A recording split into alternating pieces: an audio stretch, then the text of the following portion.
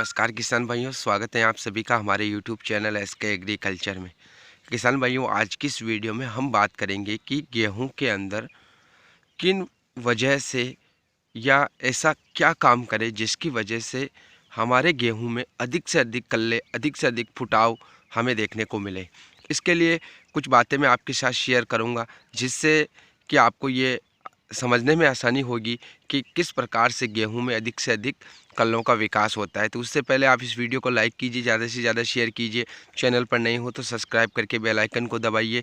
इसके अलावा किसान भाइयों, अगर आप इंस्टाग्राम यूज़ करते हो तो वीडियो के डिस्क्रिप्शन में हमारे इंस्टाग्राम की लिंक आपको मिल जाएगी, तो यहाँ से आप हमें इंस्टाग्राम पर भी फॉलो कर सकते हो। वहाँ से आपको हमारे व्हाट्सअप नंबर मिल जाएंगे, तो इंस्टाग्राम पर फॉलो ज़रूर करें। किसान भाइयों, हम बात करते हैं कि गेहूं में अधिक से अधिक कल्लों का विकास ऐसा क्या करने पर होता है।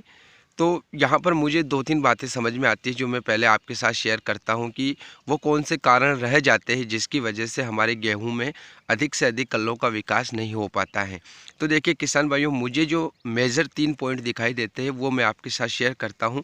फिर उसके बाद मैं आपको वो उपाय भी बताऊँगा जिससे कि आपके गेहूँ में अधिक से अधिक कल्लों का विकास होगा। तो देखिए किसान भाइयों, जो 3 पॉइंट मुझे लगते हैं, वो पहला तो है मौसम। देखिए मौसम, अगर गेहूं में कल्ले विकास के टाइम पर अगर मौसम ख़राब होता है तो गेहूं में कम से कम कल्लों का विकास होगा, ये निश्चित है। दूसरा जो कारण होता है वो होता है कि जो पोषक तत्व होते हैं, जैसे nitrogen, phosphorus, potash, zinc, sulphate, ये जो मेन पोषक तत्व है, इनकी अगर फसल को कमी होती है तो फसल में पीलापन आता है, फसल की ग्रोथ रुकती है और कल्लों का विकास कम से कम होता है। अब पीलापन आने के बहुत सारे कारण होते हैं, ऐसा नहीं है कि सिर्फ इन्हीं की वजह से आता है, लेकिन इनकी वजह से भी आता है, ये भी आप ध्यान में रखें। तीसरा जो होता है कि ज़मीन में बिल्कुल कार्बन की मात्रा को कम होना। अगर आपकी ज़मीन में कार्बन की मात्रा बिल्कुल कम है तो भी आपकी फसल की ग्रोथ उतनी अच्छी नहीं रहेगी जितनी अच्छी उस ज़मीन में होती है जिसमें कार्बन की मात्रा होती है। अब कार्बन की मात्रा बढ़ाने के लिए गोबर की खाद है, कोई भी जैविक खाद है, इन प्रकार की खादों का उपयोग करने से ज़मीन में कार्बन की मात्रा बढ़ती है और जैविक पोषक तत्व जितने भी होते हैं वो उनकी मात्रा बढ़ती है, तो फसल की ग्रोथ अच्छी होती है। तो अब यहाँ पर हमने कारण तो समझ लिए। अब अगर हम बात करें कि हम ऐसा क्या करें कि जिसकी वजह से हमारे गेहूं की फसल में जो है ना अधिक से अधिक जो है कल्लों का विकास हो।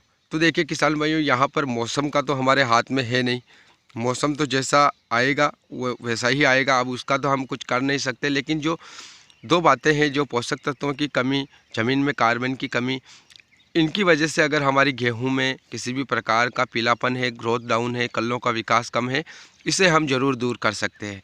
तो इसके लिए हम क्या कर सकते हैं कि देखिए यूरिया के साथ में आप जो है जिंक सल्फेट का उपयोग कर सकते हो। जिंक सल्फेट की वजह से गेहूं में पीलापन आ जाता है, ग्रोथ रुक जाती है। तो अगर ऐसा है तो जिंक सल्फेट का उपयोग करके भी आप जो है इस कमी को दूर कर सकते हो, ताकि गेहूं की जो फसल है पुनः ग्रोथ करे और अच्छे से अच्छे उसमें कल्लों का विकास हो। यूरिया के साथ में आप इसका उपयोग कर सकते हो। इसके अलावा जो हम बात करें जैविक जो पोषक तत्व आते हैं, कार्बन आता है, उसके लिए देखिए किसान भाइयों, आप बुआई के समय हम गोबर की खाद डालने के लिए भी बोलते हैं, तो वो डालनी पड़ती हैं। अगर वो नहीं डाली है तो यहाँ पर आप जो कुछ जैविक प्रोडक्ट आते हैं, जैसे हमारी सागरिका आ रही है, धनजाइम गोल्ड आ रहा है, बायोविटा आ रहा है, केमेक्स सुपर आ रहा है, ये जो होते हैं इनके जो बनाने का जो इनका तरीका होता है वो समुद्री शैवाल से और इनसे बनाया जाता है। तो इनमें जो है सूक्ष्म पोषक तत्व होते हैं जिसकी वजह से हमारी फसल को जो है अच्छा लाभ मिलता है। तो इनका उपयोग भी लगभग आप 7-8 किलो प्रति एकड़ के हिसाब से अपनी गेहूं की फसल में पानी लगाते समय कर सकते हो, जिससे कि गेहूं में अच्छी ग्रोथ रहती है और अच्छे कल्लों का विकास होता है और पीलापन दूर होता है। तो ये 2 काम आप करके अपनी गेहूं की फसल में कल्लों का विकास बढ़ा सकते हो। तो उम्मीद है ये वीडियो आपको ज़रूर पसंद आई होगी।